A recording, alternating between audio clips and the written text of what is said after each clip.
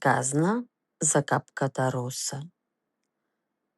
Горе, високо на небото, живее една мала капка. Нејзиното име е Роса. Деца, знаете ли, јас сум една капка вода, извика таа додека весело се нишаше на својот облак.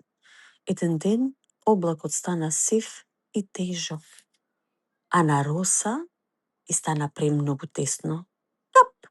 Таа скокна надолу, вртејќи се во воздухот, додека околу неа паѓаа и други капки дожд. Плуск! Роса падна во веселата бистра река. Таму имаше полно риби. Тие од радост пливаа околу Роса, се смешкаа и правеа кругови. Тогаш и другите риби допливаа да ја поздрават. Тие весело извикаа: "Што би правеле ние без тебе, Роса? Без тебе ние не можеме да живееме. Многу сме радосни што повторно те гледаме." "Среќна сум што сум ваша пријателка," извика Роса. Брановите ја однесоа Роса до брегот, а таму цветињата беа тажни, бараа вода.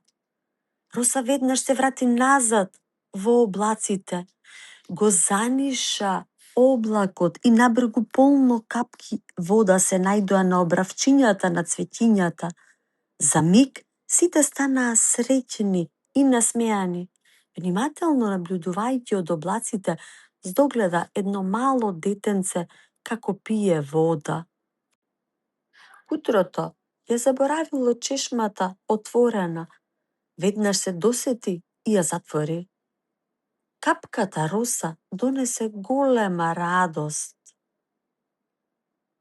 Водата ни дава сила и ни помага да растеме здрави и весели.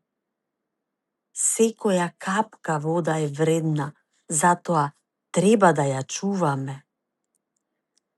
Таа е непроценливо богатство и извор на живот.